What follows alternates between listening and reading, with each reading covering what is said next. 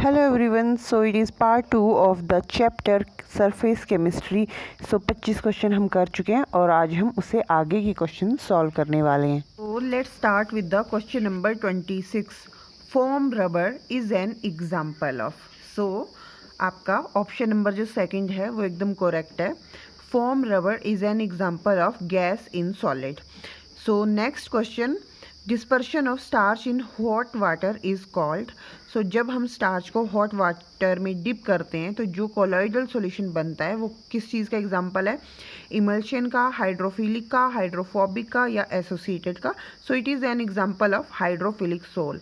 इस चैप्टर में मोस्टली आपको क्वेश्चन ऐसे मिलेंगे जिसमें आपको मोस्टली रिमेंबर ही करना है, यानी कि कॉन्सेप्ट से ज़्यादा याद रखने वाली चीज़ें ज़्यादा हैं. Next question, freshly obtained tin oxide is added to water containing little HCl, the sole obtained would be. तो आपको ये याद रखना होगा कि जब आप टिन ऑक्साइड को वाटर में डिप करते हैं तो कौन सा आपका कोलॉइडल सॉल्यूशन बनता है और स्पेशली उसकी जो एड्जॉर्प्शन लेयर होती है उस पर कौन से चार्ज पार्टिकल इकट्ठे होते हैं. सो आप ऑप्शन नंबर 3 को देखिए. तो सबसे पहले तो आपको ये याद रखना है कि टिन ऑक्साइड को वाटर में डिप करने पे in presence of HCl positive sol बनता है. एंड थर्ड ऑप्शन क्या बोल रहा है हमें? Positively charged due to preferential adsorption of tin 4+ ion. तो ये ज़रूर याद रखना. लास्ट वीडियो में हमने एक क्वेश्चन किया था जिसमें टिन के लिए एक नेगेटिव आइन की बात की गई थी कि ये नेगेटिव सोल बना रहा है, पर यहाँ पे हमें साफ पता चल रहा है कि ये पॉजिटिव चार्ज सोल बना रहा है by the adsorption of tin 4+ ion. Question 30. The value of zeta potential depends upon drift velocity of colloidal particle, dielectric constant of dispersion medium, viscosity of dispersion medium या all of these. तो जो zeta potential है वो इन तीनों factor पे depend करता है, यानी कि colloidal solution की ड्रिफ्ट वेलोसिटी क्या है, आपका जिस कोलॉइडल सॉल्यूशन जिस डिस्पर्शन मीडियम में बन रहा है उसका डाइलेक्ट्रिक कांस्टेंट क्या है और आपकी डिस्पर्शन मीडियम की विस्कोसिटी क्या है. तो 30 का option number 4 will be correct. Next है आपको बताना है जी कि विच ऑफ द सेट, मतलब आपको बताना है कि इनकरेक्ट मैच है. तो हैबर प्रोसेस में आयरन कैटालिस्ट यूज होता है, हिट्रोजीनियस कैटालिस्ट है, बिल्कुल सही. हाइड्रोलिसिस ऑफ शुगर में सल्फ्यूरिक एसिड को कैटालिस्ट और ये एक होमोजीनियस कैटालिसिस है. ओस्टवाल्ड प्रोसेस में प्लैटिनम गॉज होमोजीनियस कैटालिस्ट, जो कि आपका इनकरेक्ट है.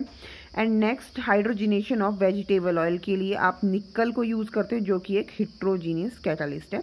तो ओस्टवाल्ड प्रोसेस में जो है आपका प्लैटिनम गॉज का यूज़ नहीं किया जाता है. चलिए नेक्स्ट क्वेश्चन करते हैं. 2. इलेक्ट्रोकाइनेटिक पोटेंशियल क्या है? तो सीधे देखो 3 डिफरेंट स्टेटमेंट है, बट मैं आपको डायरेक्ट आंसर बता देती हूँ कि जो ऑप्शन नंबर 3 है, इलेक्ट्रोकाइनेटिक पोटेंशियल होता है potential difference between fixed layer and diffused layer of opposite charge. तो हमेशा याद रखेंगे आप कि पोटेंशियल डिफरेंस है किस किस के बीच में?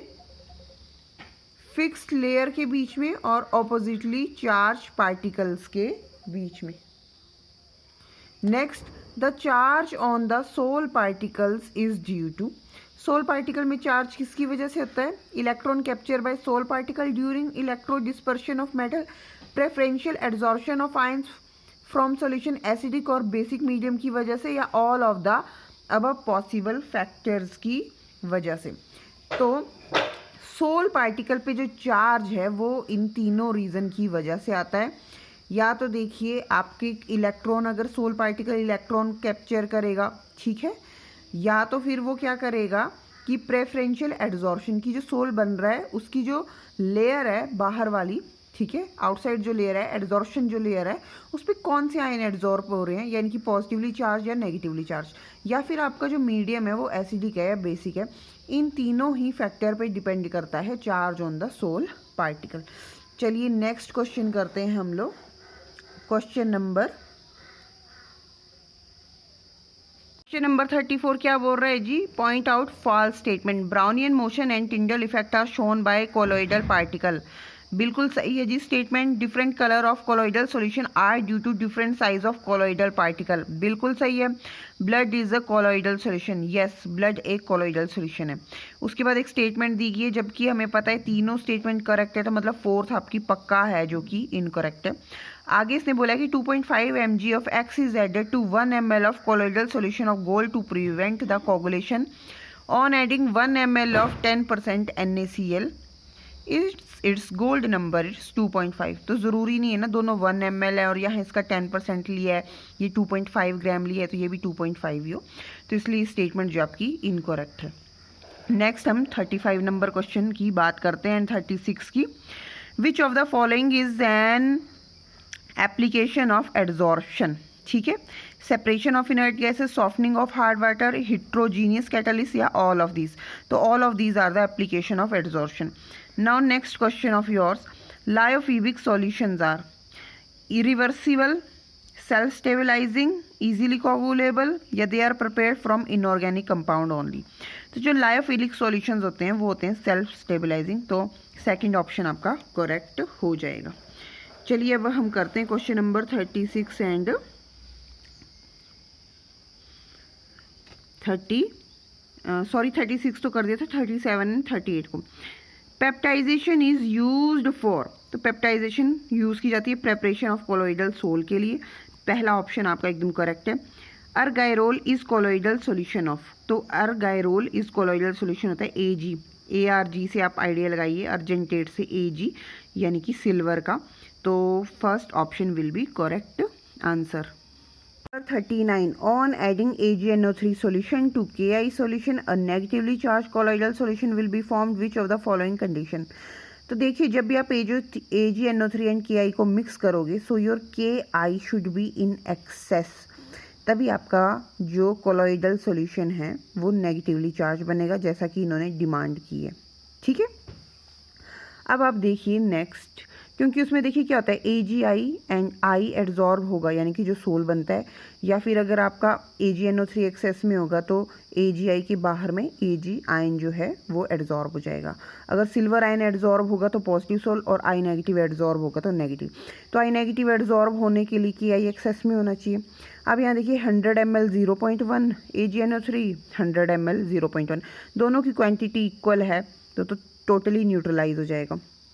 100 ml 0.1 एंड 50 ml ऑफ 0.2, तो देखिए दोनों की क्वांटिटी इक्वल है क्योंकि 50 मल्टीप्लाइड बाई 2 करने पे वो आपका जो मिली मोल निकलेंगे वो 100 ही निकलेंगे, ठीक है। नेक्स्ट पे आ जाते हैं हम लोग, ठीक है, नेक्स्ट पे आ जाते हैं हम लोग, इधर आ जाइए। 100 ml of 0.2 molar AgNO3 and 100 ml, यहाँ पे AgNO3 का जो अमाउंट है वो एक्सेस में दिए थे तो पॉजिटिवली चार्ज बनेगा, हमको नेगेटिव वाला चाहिए। अब यहाँ देखिए 100 ml of 0.1 molar and 100 ml of 0.5 molar, तो ये ज़्यादा है ना आपका Ki, तो इस बार यहाँ पे I नेगेटिव का अमाउंट ज़्यादा होगा तो नेगेटिवली चार्ज बनेगा, तो 39 का होना चाहिए ऑप्शन 4।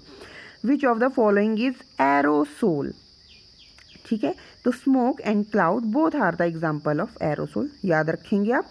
चलिए अब हम आ जाते हैं क्वेश्चन नंबर 41 पे। The Langmuir adsorption isotherm is given by the relationship, ठीक है, इस रिलेशनशिप से हम लैंगवेयर एड्जॉर्प्शन आइसोथर्म को बताते हैं। आपको बताना है नीचे जो 4 स्टेटमेंट दिए हैं चारों में से करेक्ट कौन सी है। तो एट हाई प्रेशर में जो आपकी एड्जॉर्प्शन है that is independent of pressure हो जाती है, ठीक है। तो इंडिपेंडेंट ऑफ प्रेशर जब वो हो जाएगी तो आपका पहले तो BP का अमाउंट 1 से ज़्यादा हो जाएगा तो आप इसको इग्नोर करोगे, ठीक है, और P से P कैंसिल आउट हो जाएगा तो A/P रह जाएगा हाई प्रेशर पे, विच इज़ एब्सोल्युटली करेक्ट। फिर से सुनिए, अगर प्रेशर बहुत ज़्यादा है तो BP का जो अमाउंट है दैट इज़ ग्रेटर देन 1, 1 से काफ़ी ज़्यादा है, तो आपको 1 को क्या करोगे, आप इग्नोर करोगे। जब आपने 1 को इग्नोर किया तो ऊपर रह गया AP divided by BP, P से P कट गया तो AP बचा, तो पहली स्टेटमेंट तो करेक्ट है। अगला देखिए, ये बोल रहा है लो प्रेशर पे AP के इक्वल है। अब आप एक चीज़ देखिए जो कि सही भी होता है, AP के इक्वल अगर प्रेशर लो है तो BP का अमाउंट 1 से काफ़ी ज़्यादा कम होता, BP को हम इग्नोर करते तो आपका answer x/m is equal to AP आता, लेकिन यहाँ पे x/m ना लिख के m/x यानी कि उल्टा लिखा है, तो ये कट हो गया। जब ये कट हो गया तो ऑल ऑफ दीज भी कट हो गया। अब थर्ड देख लीजिए, वैसे तो हमें पता है पहला ही बिल्कुल सही है, बट m/x फिर अगेन इन्होंने रिवर्स कर दिया है एंड रिवर्स करके लिख दिया at low temperature and high pressure. तो ऐसा कोई रिलेशनशिप नहीं होता है जहाँ आप इसको उल्टा करके रिप्रेजेंट कर दें और आप हाई प्रेशर उसको एक्सप्लेन कर दें। ठीक है जी, चलिए अब हम जाते हैं नेक्स्ट क्वेश्चन पे। विच of the following is lyophilic, आपको बताना है इनमें से कौन सा जो सोल है that is lyophilic. So your gelatin जो है एक लायोफिलिक सोल है। अगर आपको याद है तो आप देखते ही answer within few seconds कर दोगे। और फिर से मैं रिपीट करूँगी कि ये चैप्टर आपका याद रखने वाला है। Next, an example of solid solid system is, तो जेम स्टोन्स जो होते हैं that are the example of solid solid system. अब आ जाइए अब क्वेश्चन नंबर 44 पे। According to adsorption theory of catalysis the reaction rate increases because, ठीक है, एड्जॉर्प्शन में जो है आपका रेट क्यों इंक्रीज होता है? The adsorption produces heat which increases the rate of reaction which is absolutely correct. देखिए एड्जॉर्प्शन में क्या आपकी हीट रिलीज होती है यानी कि हीट प्रोड्यूस हो रही है जिसकी वजह से रिएक्शन का रेट बढ़ जाता है। तो पहला तो सही है। In the process of adsorption kinetic energy of molecule increases, no, because molecule जो है अगर वो एड्जॉर्ब हो रहे हैं तो फिर तो वो ज़्यादा मूवमेंट तो करेंगी नहीं ना सरफेस पे, तो फिर काइनेटिक एनर्जी बढ़ेगी कैसे? The concentration of reactant at the active centre becomes low due to adsorption. जी नहीं, रिएक्टेंट की कंसंट्रेशन तो बढ़ जाएगी क्योंकि एड्जॉर्प्शन के कारण वहाँ ज़्यादा मॉलिक्यूल इकट्ठे होने स्टार्ट हो जाएंगे। The activation energy of the reaction becomes high due to adsorption. तो एक्टिवेशन एनर्जी रिएक्शन की अगर बढ़ेगी तो रिएक्शन का रेट स्लो हो जाएगा। तो ये स्टेटमेंट भी आपकी इनकरेक्ट है। तो फर्स्ट ऑप्शन ही आपका सही आंसर है। बहुत ही अच्छा क्वेश्चन। हैबर प्रोसेस में सिंथेसिस होती है अमोनिया की, तो आपको बताना है आयरन एंड मॉलिबॉडिनम दिए है, कौन कैटालिस्ट है, इनिबिटर है, प्रमोटर है, क्या है। तो आपको याद रखना है, ठीक है। सेकंड ऑप्शन आपका करेक्ट है। आयरन कैटालिस्ट की तरह काम करता है एंड मॉलिबॉडिनम एक प्रमोटर की तरह काम करता है। 45 का option 2 is your correct answer. 47 बोल रहा है the volume of the gases hydrogen, methane, carbon dioxide and ammonia लिखा है इधर, adsorb by 1 gram of adsorbent at 288 kelvin are in the order. तो आपको बताना है इनमें से कौन सा ऑर्डर जो है आपका करेक्ट है। तो उससे पहले मैं आपको एक चीज़ दिखाना चाहूँगी, देखिए। Greater the critical temperature of a gas greater is the adsorption. और आपसे यही पूछा है कि किस गैस की एड्जॉर्प्शन ज़्यादा होगी। तो क्रिटिकल टेम्परेचर देखिए, अमोनिया का 406, कार्बन डाइऑक्साइड का 304, मीथेन का 190, हाइड्रोजन का 33। सबसे ज़्यादा किसका है? अमोनिया का, इसलिए सबसे ज़्यादा एड्जॉर्प्शन किसकी होगी? अमोनिया की। सबसे कम क्रिटिकल टेम्परेचर किसका? हाइड्रोजन का, इसलिए सबसे कम किसकी? हाइड्रोजन की। Ammonia followed by carbon dioxide, then methane and then hydrogen. So your option number 4 will be correct answer. ठीक है, तो आपको याद रखना पड़ेगा जिस गैस का क्रिटिकल टेम्परेचर की वैल्यू ज़्यादा उसकी एड्जॉर्प्शन भी ज़्यादा। हालांकि यहाँ पे आपको क्रिटिकल टेम्परेचर की वैल्यू नहीं दी थी, पर आपको याद रखना होगा कि हाइड्रोजन के केस में 33 है, अमोनिया के केस में 406 है, कार्बन डाइऑक्साइड के केस में 304 है। ठीक है, अगर आप थोड़ा बहुत आइडिया भी रखते हैं कि अमोनिया का कार्बन डाइऑक्साइड से ज़्यादा है तो भी आप ऑप्शन के बेसिस पे इसको करेक्ट कर सकते थे। Next question, peptization is the process of. Peptization में क्या होता है? Precipitation of colloidal particle. तो हाँ जी, आपके कोलॉइडल पार्टिकल बनते हैं, उनकी प्रेसिपिटेशन होती है। तो पेप्टाइजेशन का 48 का 1 ठीक है।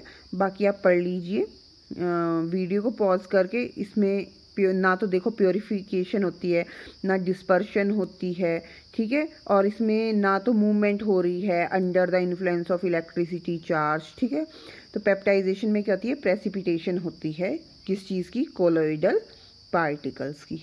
तो 48 का क्वेश्चन नंबर 1। वैसे प्रेसिपिटेशन की जगह डिस्पर्सिंग जो है वो ज़्यादा एक्यूरेट है। देखिए इसमें भी यही बोल रहा है कि dispersing the precipitate into colloidal particle sol. तो पेप्टाइजेशन में कोलॉइडल सोल तो बनता है जो कि पक्का है। किससे बनता है? प्रेसिपिटेट से बनता है।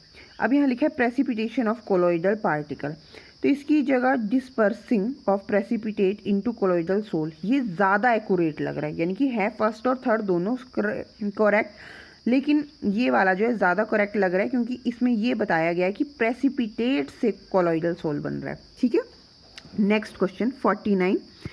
Bleeding is stopped by application of ferric chloride, this is because ferric chloride की वजह से ब्लीडिंग आपकी जो है वो रुक जाती है। तो ब्लड इज कोगुलेटेड है ना, एंड दस ब्लड वेसल इज सील्ड, क्योंकि फेरिक क्लोराइड क्या करता है, ब्लड के साथ मिलके ब्लड की कोगुलेशन कर देता है, जिसकी वजह से वो आपका ब्लीड करना बंद कर देता है। ऐसा कुछ नहीं है कि ऑपोजिट डायरेक्शन में जाएगा, फेरिक क्लोराइड सील कर देगा। अगर सील भी कर रहा है ब्लड वेसल को तो क्यों कर रहा है, क्योंकि वो ब्लड की कोगुलेशन कर रहा है। ठीक है, तो मोर अप्रोप्रिएट आंसर ये होगा। नेक्स्ट क्वेश्चन आपको बोल रहे हैं इनकरेक्ट मैच बचाना है, सोल दिए आपको और कोगुलेटिंग पावर। अब यहाँ पर देखिए जी, सबसे पहले तो आपको क्या दिया गया है, फेरिक हाइड्रोक्साइड, पॉजिटिव सोल है। देखिए पॉजिटिव सोल है ना, कोगुलेशन कौन करेगा, नेगेटिवली चार्ज, ज़्यादा नेगेटिव का है Cl2 नेगेटिव यहाँ पे है, तो लेकिन इसने किसको बोला है, NaCl को, तो पहला ही जो आपका इनकरेक्ट है। गोल्ड कैसा है, नेगेटिवली चार्ज सोल है ना, तो यहाँ पे देखिए कैल्शियम पे 2+ चार्ज है, Na पे 1+ चार्ज है, जिसके ऊपर जितना ज़्यादा चार्ज होता है उसकी कोगुलेशन पावर उतनी ज़्यादा होती है, तो ये तो बिल्कुल करेक्ट है। सोप में, सोप जो नेगेटिव सोल है तो एल्युमिनियम +3 और सोडियम का +1, एल्युमिनियम पे ज़्यादा चार्ज है तो कोगुलेशन ज़्यादा होगी, बिल्कुल सही है ऑप्शन।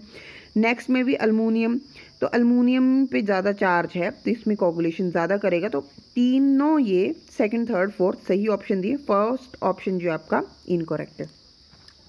चलिए अब हम करते हैं question number 51।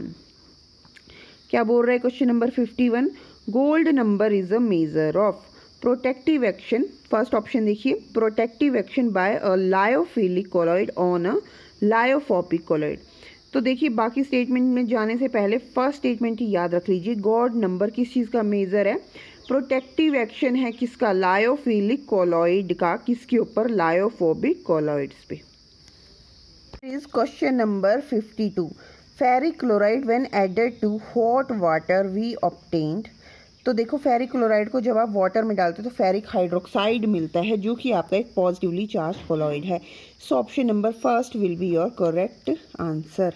Rate of physisorption increases with, physisorption में क्या होता है, एड्जॉर्शन, एड्जॉर्शन जो है वो प्रेशर से इंक्रीज होती है, टेम्परेचर से डिक्रीज होती है। यहाँ क्या लिखा है, decrease in temperature, so first option will be correct. बाकी देखिए increase in temperature, no no बिल्कुल नहीं, फिजियोजॉर्शन डिक्रीज होती है टेम्परेचर से, के इंक्रीज़ होने से, डिक्रीज़ इन प्रेशर नहीं, प्रेशर के ज़्यादा बढ़ने से फिजियोजॉर्शन बढ़ती है। सरफेस एरिया भी जितना ज़्यादा होता है उतनी ज़्यादा फिजियोजॉर्शन होती है। तो 53 क्वेश्चन का option number 1 is your correct answer. चलिए अब हम करते हैं क्वेश्चन नंबर 54 एंड 55 को। ठीक है, तो 54 नंबर क्वेश्चन क्या बता रहा है जी आपको कि if colloidal sol of AgI is prepared by adding AgNO3 to KI solution till AgNO3 is in slight excess, then colloidal particle acquire. थोड़ी देर पहले मैंने आपको बताया था, अगर AgNO3 एक्सेस में होता है तो पॉजिटिव सोल बनता है, एंड अगर AgI एक्सेस में होता है तो नेगेटिव सोल बनता है, या AgI नहीं हम KI बोल लेंगे। ठीक है, KI एक्सेस में होगा, तो अगर AgNO3 एक्सेस में तो पॉजिटिव चार्ज, तो option number 3 will be your correct answer. Zeolites are, zeolites कहते हैं शेप सेलेक्टिव कैटलिस्ट, बिल्कुल करेक्ट, फर्स्ट ऑप्शन ही हमें सही मिल गया। ना हम इसको ऑक्सीडाइजिंग रिड्यूसिंग एजेंट में काउंट करेंगे, ना एंटीसेप्टिक में। ठीक है, fog is an example of, fog क्या है जी, लिक्विड डिस्पर्स्ड इन गैस। तो 56 का क्या हो जाएगा आपका option number 1, gas dispersed in gas, no no, क्योंकि फॉग से तो आपको मालूम है ना, हल्का हल्का हमें मतलब जैसे कि लिक्विड टाइप भी फील होता है, ओस जम रही है ना। सॉलिड डिस्पर्स, सॉलिड भी नहीं होता, गैस डिस्पर्स्ड इन ये भी नहीं है जी, वो है आपका लिक्विड डिस्पर्स्ड इन गैस। अब आ जाइए आप 57 नंबर क्वेश्चन पे, tails of comet are visible due to. ठीक है, तो आपको क्यों दिख रही है कॉमेट की टेल्स। ठीक है, तो 57 का आपका है टिंडल इफेक्ट की वजह से हमको दिखती हैं। चलिए अब हम करते हैं नेक्स्ट क्वेश्चन। आपका नेक्स्ट क्वेश्चन क्या बता रहा है, देखिए आपको ये बोल रहा है कि इन चारों ग्राफ में से कौन सा जो है वो करेक्ट है। विच of the following graph is correct for Freundlich adsorption isotherm. ठीक है, तो देखिए जब आप फ्रेंडलिच एड्जॉर्प्शन आइसोथर्म के एक्सप्रेशन को ढंग से याद करेंगे, और जब उस एक्सप्रेशन में आप दोनों साइड लॉग लेते हैं तो आप देखते हो एक स्ट्रेट लाइन इक्वेशन बनती है, ठीक है। And then you will plot a graph against log X upon M versus log P. तो ये फोर्थ ऑप्शन पे ध्यान दीजिए, ठीक है। अगर आप ये वाला ग्राफ आपका तब बनता जिस केस में आपका क्या होगा, X upon M versus P होगा, नॉर्मल सिंपल। लेकिन जब आप लॉग लेते हैं तो ये वाला ग्राफ बनता है एंड स्ट्रेट लाइन इक्वेशन बनती है। It is your intercept and ये log X upon M and log P के बीच में क्या है आपका स्ट्रेट लाइन है, और यहाँ पे जो आपका स्लोप होता है वो 1/n होता है। तो 58 का option number 4 will be your correct answer. The incorrect match, देखिए अभी तो ऐसा हो रहा है जितने भी हम क्वेश्चन कर रहे हैं पहला ही ऑप्शन हमारे को दिख जा रहा है कि हमारा आंसर है, आगे बढ़ने की ज़रूरत ही नहीं। फिर भी देख लेते हैं। फॉग के अभी थोड़ी देर पहले हमने क्या पढ़ा कि लिक्विड डिस्पर्स्ड इन गैस, तो यहाँ तो लिखा है liquid in liquid, liquid is not a fog, उसको हम इमल्शन बोलते हैं। तो ये हो गया आपका इनकरेक्ट। बाकी भी पढ़ लेते हैं। सॉलिड इन लिक्विड को हम सोल बोलते हैं, लिक्विड इन सॉलिड को हम जेल बोलते हैं, गैस इन लिक्विड को हम फोम बोलते हैं। नेक्स्ट आपको बताना है कि इनमें से कौन सा जो है वो इनकरेक्ट है फिजियोजॉर्प्शन के लिए। देखिए फिजियोजॉर्प्शन में हमको पता है कि हीट रिलीज होती है मतलब एक्सोथर्मिक मतलब delta H is less than 0, तो ये सही है। एंट्रोपी डिक्रीज होती है गैस पार्टिकल्स की, delta G must be negative for the process to be spontaneous. तो सेकंड जो है आपका delta H is greater than 0 which is representing your endothermic reaction. तो फिजियोजॉर्प्शन के केस में प्रोसेस जो है वो एक्सोथर्मिक है, नॉट एंडोथर्मिक। सो 60 का option number 2 will be your correct answer. चलिए अब हम करते हैं next question 61। Match column 1 with column 2। Osmosis, ठीक है, आपको बताना है ऑस्मोसिस क्या है। Movement of dispersed phase particle toward oppositely charge, ना जी ना। Movement of solvent particle through semi permeable membrane toward concentrated solid solution. तो ऑस्मोसिस आपका हो जाएगा सेकंड ऑप्शन। ऑस्मोसिस में क्या सॉल्वेंट पार्टिकल की मूवमेंट होती है थ्रू सेमी परमिएबल मेम्ब्रेन, और किस तरफ होती है, कंसंट्रेटेड सॉल्यूशन की तरफ। डायलिसिस क्या होती है जी, डायलिसिस होता है आपका प्यूरिफिकेशन ऑफ कोलॉइड, ठीक है। पेप्टाइजेशन क्या होती है, कोलॉइडल सोल की फॉर्मेशन। एंड इलेक्ट्रोफोरेसिस क्या होती है, जो आपका फर्स्ट ऑप्शन है ना, इलेक्ट्रोफोरेसिस होती है movement of dispersed phase particle toward oppositely charge electrode. चलिए अब हमारे 3 ही क्वेश्चन रह गए हैं, फटाफट से ख़त्म करते हैं इनको। क्वेश्चन नंबर 62, कोलॉइडन क्या है। फिर वही बात आ गई, याद रखना पड़ेगा आपको। कोलॉइडन क्या है, ए सेमी परमिएबल मेम्ब्रेन, बिल्कुल भी नहीं। कोलॉइडन कहाँ होगा semi permeable membrane. Colloidal solution of gold, no. 95.5% solution of ethanol, जी नहीं। कोलॉइडन क्या है आपका, it is a mixture of nitrocellulose in alcohol and ether. देखिए 4% याद रहे ना रहे, पर इतना ज़रूर याद रखिएगा कोलॉइडन जो है नाइट्रोसेलुलोज का मिक्सचर है अल्कोहल एंड ईथर में। अब आ जाइए क्वेश्चन नंबर 63 पे। क्या बोल रहा है question number 63, which of the following is an example of associated colloid. तो सोप एंड वाटर जो है that is an example of associated colloid. देखिए protein plus water and rubber plus benzene, these two are the example of the macromolecular colloid.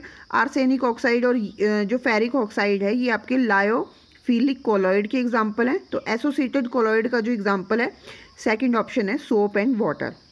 Next, among the different electrolyte कौन कौन है, sodium sulphate, calcium chloride, aluminium sulphate and ammonium chloride. The most effective coagulating agent for antimony sulphide. अब सबसे पहले तो आपको ये ध्यान देना है कि आपको पता है कोगुलेटिंग एजेंट सबसे अच्छा कौन होता है, जिसमें चार्ज पार्टिकल के ऊपर सबसे ज़्यादा चार्ज है, यानी कि ये जितने भी इलेक्ट्रोलाइट हैं। अब सबसे पहले ये देखिए जो आपका एंटीमनी सल्फाइड है, it is your negative sol. Negative sol को कोगुलेट कौन करेगा, पॉजिटिवली चार्ज आयन। अब रिस्पेक्टिव इलेक्ट्रोलाइट में पॉजिटिव चार्ज देखिए, यहाँ पे है Na+, यहाँ पे है कैल्शियम 2+, यहाँ पे है एल्युमिनियम 3+, और यहाँ पे है अमोनियम प्लस। अब सबसे ज़्यादा चार्ज है एल्युमिनियम पे 3+, इसीलिए सबसे ज़्यादा कोगुलेशन करेगा aluminium 3+ ion. So your option number 3 will be your correct answer. तो इसी के साथ हमारा सरफेस केमिस्ट्री वाला चैप्टर के MCQ कंप्लीट होते हैं। I hope you like the video and stay tuned for the further chapters.